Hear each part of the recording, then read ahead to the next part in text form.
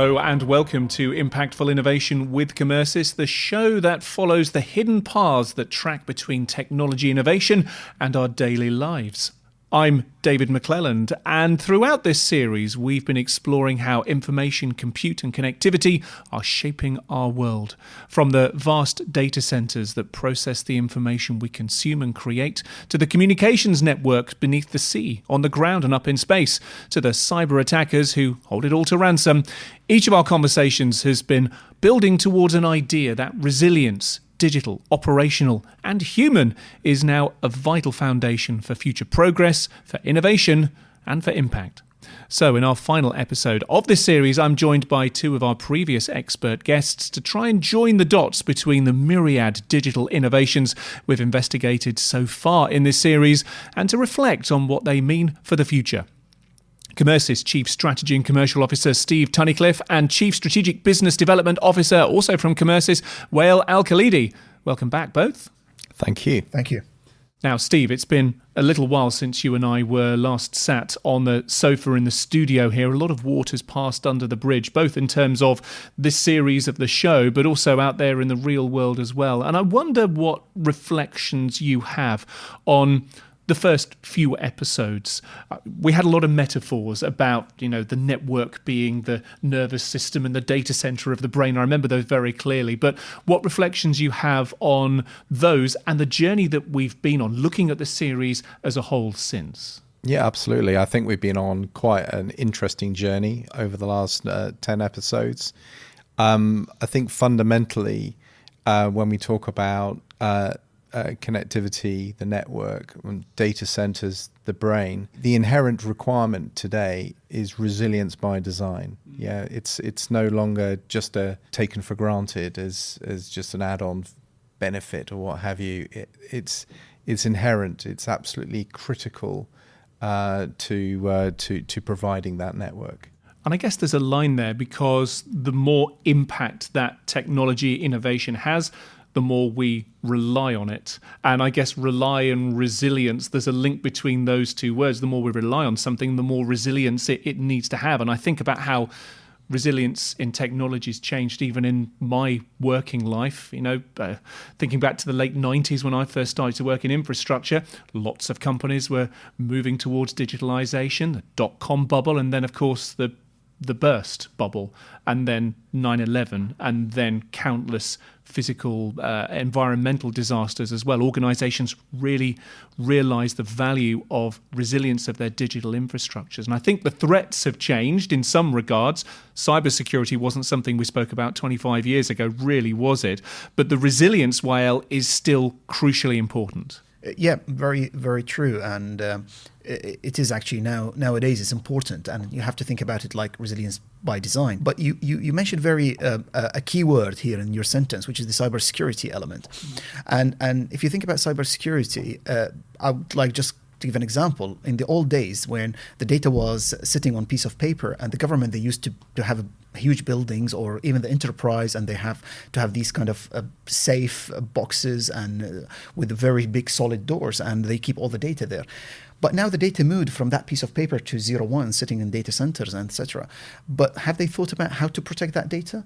I believe now they started thinking about it, and which they should have done quite some time ago. And they should have thought about it at the time when they thought about resilience, actually, for the whole network and for the data. Then I believe cybersecurity and resilience, they should go together hand by hand, and at the same time when you think about it. And I feel in the near future we should think about it as more like predictive cybersecurity rather than react. Yeah, so being proactive, not reactive. And goodness knows, 25 years ago, we were so naive when it came to cybersecurity and information security. It makes me laugh, cringe a little bit at some of the practices that we had back in those days. Thankfully, we know a lot better now. But Steve, coming back to your point about change, really change is that change, transformation is that new constant. And it feels as though it's had a real shot in the arm over the last 3, 4, 5 years with artificial intelligence really increasing that rate of change. So not only do we need to be resilient in terms of securing our network, securing our systems, but also securing our infrastructures as well. How do we be proactive to understand whatever resilient shocks, whatever changes might befall us? How do we build infrastructures that are resilient to change, resilient to shocks in the future? Yeah, well, I was going to say that historically we didn't use the term resilience or resilience by design. We'd probably use redundancy or backup or something like that. And what did that mean? That meant another appliance or another bit of hardware, which was, kind of a tick box sort of exercise to keep people happy, that there was some sort of failover in the event that, something didn't work. It wasn't because it was necessarily being hacked. Yeah. It was because it didn't work. I think our world has changed considerably. We now have many actors out there who want to gain access to our data, that we have to move our systems increasingly towards a software-defined system or a software-defined network in order to protect it. But, and I suppose more than just protection from the acts of bad actors, it's also ensuring that we're creating stuff, whatever that is now, that can embrace, that is agile enough to embrace innovation, whether that is AI in some way in the future. Absolutely, because it fundamentally breaks that dependency with the hardware platforms that it may have historically sat on. Yeah, no longer do you need to buy a piece of equipment from this company or that that has the software on it. You have the flexibility and freedom to innovate once you've gained access to that software and put it on whatever appliance or whatever blade that you want to use. Yeah, there's no requirement to build your infrastructure around hardware. Yeah, so software define what you can. Obviously, you still need to have a resilient infrastructure for that software to run on top of. Maybe software defined everything, something we can chat on in a future episode of the show, but really, really good point for now. And Wael, understanding the vital role that networks and infrastructure play at the heart of our digital ecosystems, our critical national infrastructures. In season 1, we took a much deeper look specifically at cybersecurity, at how bad actors operate and how good actors try and keep them at bay here. You were here for our network episode. You weren't here for the cybersecurity episode. So what did you take away from those? Yes. It was a very interesting episode, and I watched it closely, and I've learned a lot, and I would like to add my bit into that as well. The cybersecurity is something here to stay. We have to think about it very seriously. It's not something actually a side topic anymore. It's actually one of the main topics, and it worries a lot of individuals. That means individuals like me or my family or individuals at home or even the government or enterprise organizations. Then what I would like to say, or from my takeaway from all the from season 1 and that particular episode, is you have to think about cybersecurity as not react anymore, is actually predictive and proact. Yeah. And in order to do so, then you have to add the AI element into it, because you as a human, how much you can actually do that human monitoring, eyeball rolling on these data, and you try to figure out what's happening. When you say AI, then that technology by itself, it could be used by the attackers and by the defenders. Then again, you have to think about it in that way. Then the attackers, they're going to use AI to attack you, as they can. Now they have very advanced algorithm and AI to write phishing emails. They sound really like a genuine emails come to your inbox. Then you have to know how to use the AI to figure out that kind of attacker technique when they use AI. And the final element of this whole thing, as just you mentioned about the cultural things, then that comes back to the individual or the human factor. Most of the time we see the breach of data or you lose data is because a human opened the door, and we cannot ignore that fact. Then again, what shall we do about this? That there is a responsibility for the enterprise to make cybersecurity awareness for their staff. The government, maybe they have to make awareness campaign for the individuals and the average person on the street to understand how to protect his own data. And then it has to be thought about it, not just actually as a side topic anymore. I don't mean to be all doom and gloom here, Wael, but those measures are already in place. There are government programs in the UK. We have the National Cybersecurity Centre. We've got so many programs in organisations, cybersecurity awareness training programs, phishing tests, monthly, all the rest of that sort of stuff. Yet the bad guys are still getting in. So it as much as I'd like to say that, yes, there are proactive things that we can do, there is still so much more that we need to do. And just I want to add to that point, you're absolutely right. Maybe in the UK is one of the advanced countries doing that. But as we spoke about, resiliency is about the global network, and the cybersecurity is about global element. And there are, unfortunately, some places they are a bit, we call them maybe disadvantaged for one reason or another. They should think about cybersecurity while they are designing and improving their network, align with the what we said about resiliency of that network. Steve? Yeah, the other thing I was going to say is that I do take your point. We do have many of those things, but they're kind of approached from a compliance perspective, I think, to a large degree, rather than, as we were saying, culture. We need to absolutely embed these concepts, ideas, philosophies actually within our societies, within our cultures, wherever they are on the earth. I think that's fundamentally important. And to Wael's point, we should ensure that wherever networks are being deployed, that that the cultural environment is such that ensures there is the resilience, inherent resilience, and it's cultural. Our cybersecurity episodes 5 and 6 absolutely packed with some really insightful conversations about all of this, from ethical hackers talking about how they go about their business and where they see the big vulnerabilities are, to NASA using cognitive AI to secure a cognitive AI-powered city. Absolutely fascinating. Make sure you take a look at those if you haven't already.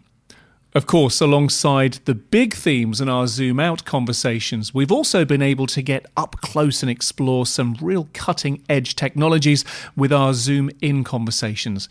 Innovations such as what Paragraph is doing to create the next generation of post-silicon ultra-low-power compute, or Cyberswarm's neuromorphic brain-on-a-chip take on edge computing. And Steve, what I found in these Zoom In conversations in particular is that they force me to think differently about something that I thought I already knew, that perhaps I'd been taking for granted, and I really relished that opportunity. Yeah, I mean, and again, I think it's really exciting what's going to emerge, if you like, very, very soon. And we talk to change. It's going to radically change our world again. Just picking up on Paragraph, the ability, to not only have advanced compute but also to save power is intrinsic. We hear a lot about the power consumption of data centers. This is going to, as a technology, is going to radically change that. Of course, just thinking about it, we were chatting with Wael in the last episode about sending data centers up into space. Of course, when you start talking about some of the technologies like Paragraph, for example, where we've got chips that are so efficient but require cooling capabilities, perhaps actually up in space is the ideal location for them. Well, in terms of the innovation, the cutting edge innovation conversations that we've had so far, there are still many, many more areas that we haven't explored yet. Blockchain, I know, is a real pet topic of yours. So there's still lots of ways in which technologies that... It's easy for us to lean into AI all the time, but there are lots of other technologies as well that could really take us in a different direction, maybe in the next 2 or 3 or 4 years. There are some technologies, actually, they are not under the spot yet, while they are very important for us. Like, as you mentioned just now, blockchain. Blockchain is going to be very important for us for authentication as a technology itself, and I believe this will happen in the near future as we have, as I would say, a digital version of ourselves somewhere online. Then you need to authenticate that version of yours, and I believe blockchain will play a big role here, as well as AI, as you just mentioned earlier, and etc. And as we come back to the point of data center, as all that requires data, requires connectivity, then that we are talking about how to protect it, how to secure it, how to authenticate it, then all those technologies that we spoke about during the whole season, from episode 1 till episode 9, at one point they will come all together. And what is fascinating about all that, we as average people and individuals, we are using it without knowing what's happening in the background. This is really fascinating. And I want just to tell people, and the point actually I want to make actually during this whole season, we as average people at one point, we take all that for granted and we don't know what's happening in the background. Then who's taking that responsibility to look after our data? Is it ourselves? Is it the government? Is it the organizations that they hold that data? Is it the government will put policies? And lots of questions about the ethical part of it. But the core of all that is the technology driving it all. Every subject that we spoke about in season 1, they are all working together. And there are new technologies. They will add into that, what we spoke about, it additional layer to it.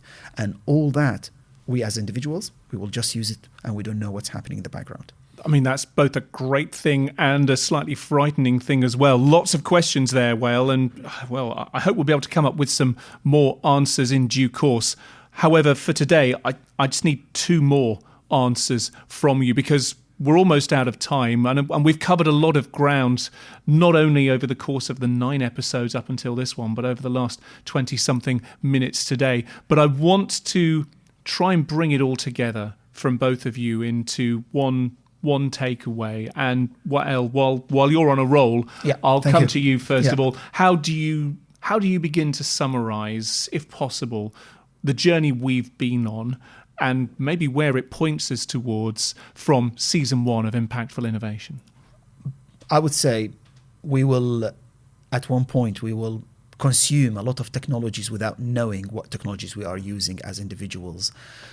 This is actually my takeaway from all the season. And the future looks bright and at the same time frightening if there are no policies, regulations around it, but exciting at the same time.